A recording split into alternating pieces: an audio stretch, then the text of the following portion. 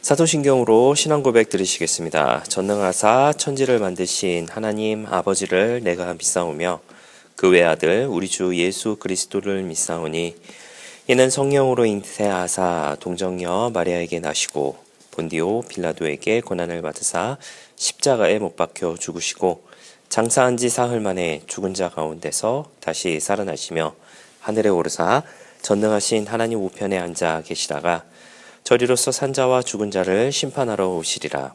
성령을 믿사오며 거룩한 공회와 성도가 서로 교통하는 것과 죄를 사하여 주시는 것과 몸이 다시 사는 것과 영원히 사는 것을 믿사옵나이다. 아멘. 함께 은혜 나눌 하나님의 말씀은 마태복음 21장 28절에서 32절까지의 말씀입니다. 마태복음 21장 28절에서부터 32절까지의 말씀입니다. 말씀을 읽어드리겠습니다. 그러나 너희 생각에는 어떠하냐? 어떤 사람에게 두 아들이 있는데 맏아들에게 가서 이르되 오늘 포도원에 가서 일하라 하니 대답하여 이르되 아버지 가겠나이다 하더니 가지 아니하고 둘째 아들에게 가서 또 그와 같이 말하니 대답하여 이르되 실소이다 하였다가 그 후에 뉘우치고 갔으니 그 둘 중에 누가 아버지의 뜻대로 하였느냐? 이르되 둘째 아들이니이다. 예수께서 그들에게 이르시되 내가 진실로 너희에게 이르노니 세리와 창녀들이 너희보다 먼저 하나님의 나라에 들어가리라. 요한이 의의 도로 너희에게 왔거늘 너희는 그를 믿지 아니하였으되 세리와 창녀는 믿었으며 너희는 이것을 보고도 끝내 뉘우쳐 믿지 아니하였도다. 아멘. 네, 할렐루야. 우리 저는 본문의 말씀 가지고 함께 말씀의 은혜를 나누기를 원합니다. 네, 이 비유는요, 이제 다음에 이어지는 불의한 농부의 비유와 그리고 혼인잔치의 비유까지 이렇게 쭉 연결되는 그 세 가지의 비유가 쭉 연결되는 그 비유의 시작에 있습니다. 내용 자체는 이제 우리가 읽은 그대로예요. 사실 내용은 크게 어떤 해석이나 이런 게 있을 만한 것이 없겠다라는 생각을 하지만 그래도 좀 간략하게 말씀을 드리자면 두 아들이 있는데 하나는 대답만 했고 하나는 대답은 안 했는데 뭐 했다. 뭐 이제 이런 이야기죠. 이제 예수님께서 질문합니다. 그 중에 누가 더 나으냐? 뭐 당연하게도 이제 둘째 아들이 더 낫다라고 하는 그런 이야기를 이제 듣게 됩니다. 자, 그렇다면 이제 내용은 우리가 이렇게 알겠는데요. 그렇다면 이 이야기를 듣는 사람이 누구인가?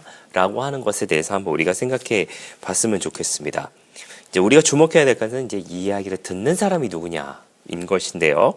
말씀을 조금 위로 올라가서 23절 말씀에 보면은 이렇게 되어 있습니다. 예수께서 성전에 들어가 가르치실새 대제사장과 백성의 장로들이 나와 이르되 네가 무슨 권위로 이런 일을 하느냐 또 누가 이 권위를 주었느냐라고 이야기를 합니다. 자, 이 이야기에서 이제 이 이야기의 이제 주체, 서로 이야기를 주고받고 있는 그 주체가 이제 등장을 하게 되죠. 누구냐? 바로 대제사장과 제사장들과 장로들이었다라고 하는 것이죠.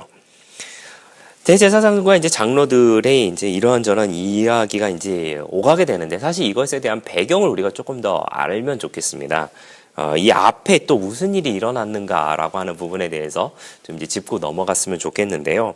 이 앞에 무슨 일이 일어나냐면 이제 예수님께서 이제 십자가에 달리시기 위하여서 예루살렘으로 이제 들어가십니다. 예루살렘으로 이제 들어가시고 이제 성전에서 장사하는 사람들을 보게 돼요. 예루살렘 들어갔을 때의 모습 우리가 기억하시죠? 많은 사람들이 칭송하면서 호산나 다윗의 자손이여 하면서 찬양하는 모습이 보여지게 됩니다. 그리고 성전에서 이제 장사하는 사람들을 이제 굉장히 비난하시면서 그 장사하는 모습을 이제 장사하는 장소를 다 뒤집어 엎는 그런 모습을 보여주시게 됩니다. 그리고 나서 또 무슨 일을 하시냐면 병자들을 치유하시는 사역을 하시게 됩니다. 그런 상황이 이제 되게 되자 이제 어린 아이들이 호산나 다윗의 자손이여 하면서 이제 예수님을 찬양하는 모습이 이제 등장을 하게 되죠. 이미 이때 이제 그 대제사장들과 그리고 장로들은 예수님을 싫어하고 있었던 그런 상황이었습니다. 그리고 그 뒤에 또 무슨 일이 일어나게 되냐면요. 예수님께서 무화과나무를, 열매 맺지 않는 무화과나무를 저주하시는 사건이 일어나게 되고, 그리고 나서 성전에서 이제 사람들을 가르치시는 일을 하시게 됩니다. 그 전에도 이제 말씀드렸다시피 예수님을 조금 싫어하고 있었던 그런 찰나에 이런 모습을 또 보게 되니까 아주 이제 어떻게 보면 꼴사나웠던 모습이었던 것 같아요. 그러면서 이야기를 합니다. 누가 너에게 이런 권한을 줬고 누가 이 권위를 이런 일을 하게 했느냐라고 하면서 일종의 이제 시비를 걸고 있는 상황인 것이죠. 시비를 걸고 있으니까 이제 예수님께서 이제 여러 가지 대답을 하시면서 이제 한 비유로서 이제 이 말씀을 시작을 하시고 있다라고 하는 겁니다. 그런 말씀을 하시면서 너희는 말로만 어떤 신앙생활을 하고 있는데 행실은 그러하지 못하니 너희는 죄인이다. 중간에 보면 이제 읽었던 본문에 보면 이제 죄인들이 등장을 하게 되잖아요. 그 사람들보다 너희가 못하다.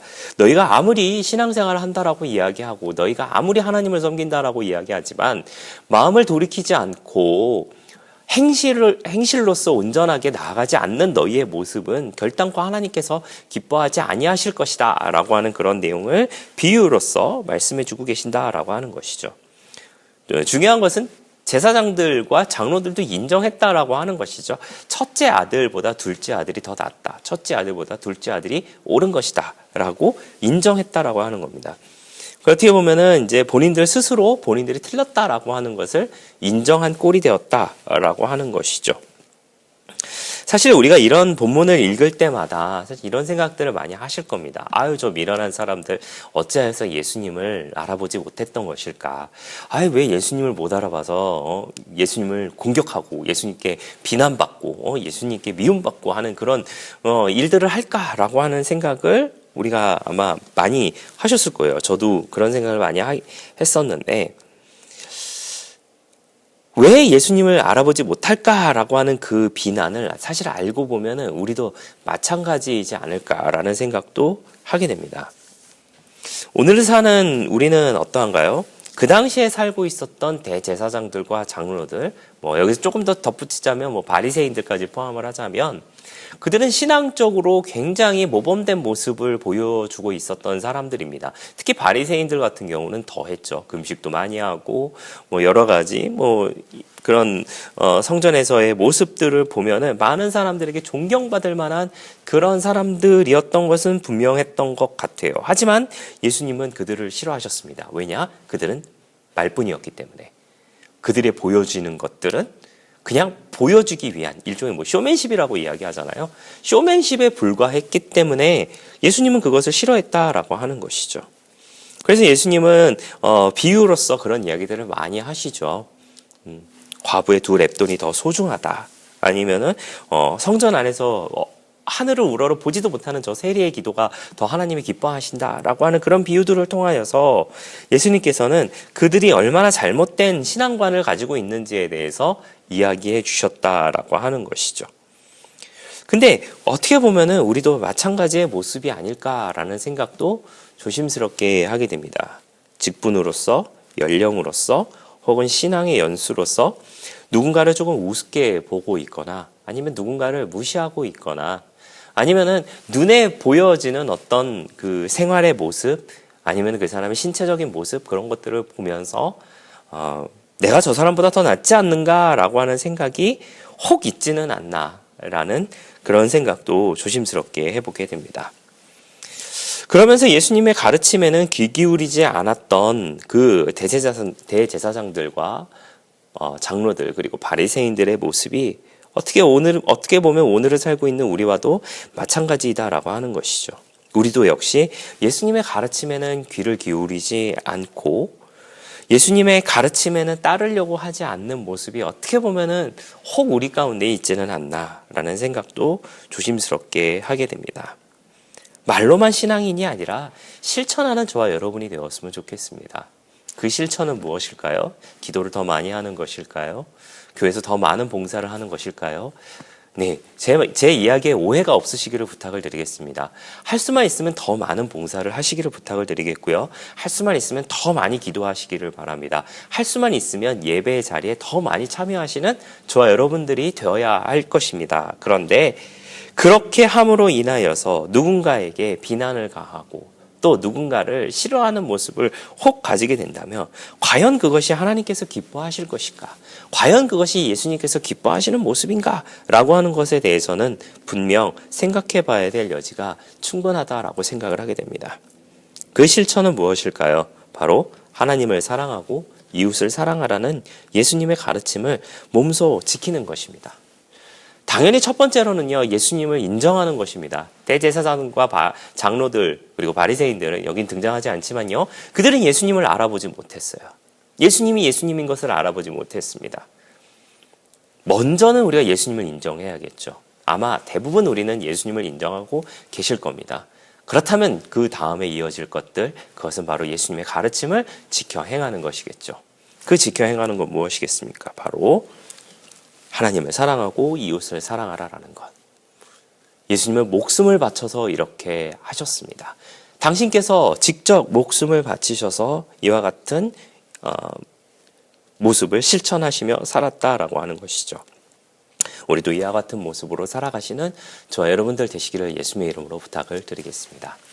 지금 사순절의 기간을 우리가 보내고 있는 중에 있는데요. 이 사순절의 기간을 통하여서 하나님의 사랑 그리고 이웃을 사랑하는 그 모든 것들이 예수님께서 몸소 보여주셨던 그 실천의 모습을 다시 한번 기억하면서 저와 여러분도 실천함으로 나아가는 우리 모두의 넉넉한 신앙의 모습 다 되시기를 예수님의 이름으로 부탁을 드리겠습니다. 기도하겠습니다. 좋으신 아버지 하나님 감사합니다. 저희를 주님의 자녀 삼아주시고 하나님께 영광 돌리는 자리에 있게 하시니 감사를 드립니다. 우리가 예수님을 알지 못하고 또 알아보지 못하고 살아가는 것은 혹 아닐런지 생각하는 우리가 되게 하여 주시고 예수님의 가르침을 온전하게 지키며 살아가는 우리 모두의 넉넉한 신앙의 모습 다 되게 하여 주시옵소서. 감사를 드리며 예수님의 이름으로 기도하였습니다. 아멘. 주기도문으로 마치겠습니다. 하늘에 계신 우리 아버지여, 이름이 거룩히 여김을 받으시오며 나라가 임하시오며 뜻이 하늘에서 이루어진 것 같이 땅에서도 이루어지이다. 오늘 우리에게 일용할 양식을 주시옵고 우리가 우리에게 죄 지은 자를 사하여 준 것 같이 우리 죄를 사하여 주시옵고 우리를 시험에 들게 하지 마시옵고 다만 악에서 구하시옵소서. 나라와 권세와 영광이 아버지께 영원히 있사옵나이다. 아멘.